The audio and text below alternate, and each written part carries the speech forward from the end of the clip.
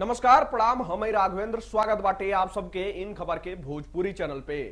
6 बार के सांसद बाहुबली वाला छवि आखिर कौन हवे? 11 साल से कुश्ती संघ पर काबिज ब्रिजभूषण शरण सिंह। आप सबके ये वीडियो के माध्यम से इस सारा सवाल का जवाब मिल जाए। भारतीय कुश्ती महासंघ के अध्यक्ष ब्रिजभूषण शरण सिंह विवाद के घेरा में बाने, उन पर यौन शोषण जैसन संगीन इल्जाम लग रहा बाटे। हैरानी के बात ई बाटे कि इल्जाम लगावे वाला के और नहीं बल्कि देश के करीब 30 नामी गिरामी पहलवान बाटे लोग, जो उनकी देश का नाम रोशन कर चुकल बाटे लोग। ब्रिजभूषण सिंह सियासत में वो नाम हमें जो अपनी दबंगई लगातार जीत खातिर जानल जाने। दरअसल सांसद ब्रिजभूषण सिंह राजनीति के अखाड़ा में भी कई सियासी पहलवान के पटकनी दे चुकल बाना, लेकिन एक बार देश की महिला पहलवान का दाव उन पर भारी पड़ रहा बाटे। यौन उत्पीड़न के आरोप में भाजपा सांसद और भारतीय कुश्ती महासंघ के अध्यक्ष ब्रिजभूषण शरण सिंह के खिलाफ देश के प्रख्यात पहलवानन द्वारा मोर्चा खोल दिया गई बाटे।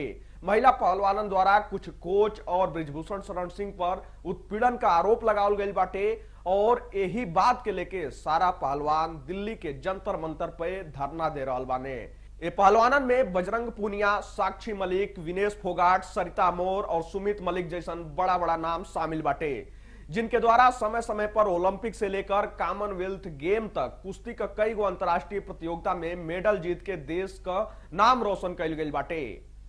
11 साल से कुर्सी पर कब्जा बाटे भैया ब्रिजभूषण शरण सिंह का, लेकिन ऐसा पहली बार नहीं थे कि जब बाहुबली ब्रिजभूषण शरण सिंह चर्चा में या कोनो विवाद में घिरल होखे। इससे पहले भी वो मंच पर एगो पहलवान के थप्पड़ मरले के कारण विवाद में घिरल आने।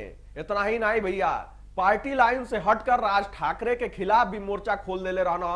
तो भैया आई आप सब की जानल जाओ ब्रिजभूषण शरण सिंह का कहानी, जो उनकी 11 साल से भारतीय कुश्ती महासंघ के अध्यक्ष की कुर्सी पर कब्जा बैठौले बाना। सांसद ब्रिजभूषण शरण सिंह पिछले कई साल से भारतीय कुश्ती महासंघ के अध्यक्ष बाना। वो कैसरगंज लोकसभा सीट से सांसद हमें 6 बार के सांसद ब्रिजभूषण शरण सिंह के सिर्फ राजनीति ही नहीं बल्कि कुश्ती में भी माहिर खिलाड़ी मानल जाला। ब्रिजभूषण शरण सिंह 2011 से भारतीय कुश्ती संघ के अध्यक्ष बनल बैठा। ब्रिजभूषण शरण सिंह यूपी के गोंडा जिला के बिश्नोहर गांव के रहे वाला हमें।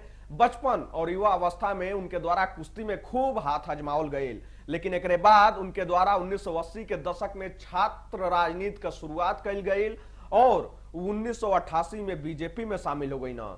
जब राम मंदिर के लेके आंदोलन भइल तो उनके द्वारा उग्र हिंदुत्व का छवि उनके क्षेत्र में लोकप्रिय बना देलस।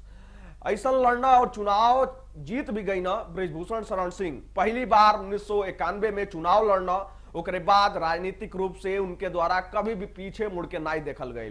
2009 के लोकसभा चुनाव में उनके द्वारा समाजवादी पार्टी के टिकट पर कैसरगंज सीट से जीत दर्ज हासिल कल गई। उसके बाद फिर सपा से भी उनका राह अलग हो गई। 2014 चुनाव से पहले ब्रिजभूषण फिर एक बार बीजेपी में शामिल हो गई ना और 2014 और 2019 में वो बीजेपी के टिकट पर चुनाव लड़ना और लोकसभा पहुंचना। बेबाक बयानबाजी और विवाद से नाता उनका पुराना हवे। ब्रिजभूषण अपने अक्खड़ अलग अंदाज और अपनी बेबाकी बयानबाजी खातिर भी जानल जाना। ये बयानबाजी की वजह से विवाद में भी हमेशा रहे ना। उसके बाद ब्रिजभूषण द्वारा पार्टी स्टैंड से अलग राज ठाकरे के खिलाफ मोर्चा खोल दिया गई। यहां तक कि अयोध्या के सांसद लल्लू सिंह द्वारा कहल गई रहे कि राज ठाकरे का अयोध्या में स्वागत बाटे, पर ब्रिजभूषण द्वारा ऐलान कर दिया गई कि राज ठाकरे के अयोध्या में घुसे ही नहीं दिया जाई। हाल ही में बाबा रामदेव के खिलाफ भी ब्रिजभूषण मोर्चा खोल दिले रहना। एक बाद पतंजलि की ओर से ब्रिजभूषण शरण सिंह के नोटिस भी भेजल गई रहे। भैया आप सब जननी की के हवे ब्रिजभूषण शरण सिंह और ये पूरा मामला का बाटे। फिलहाल खबर में इतना ही। देश दुनिया से जुड़ल तमाम खबर देखे खातिर आप सब जुड़ल रहे इन खबर भोजपुरी के साथ। तब तक खातिर नमस्कार।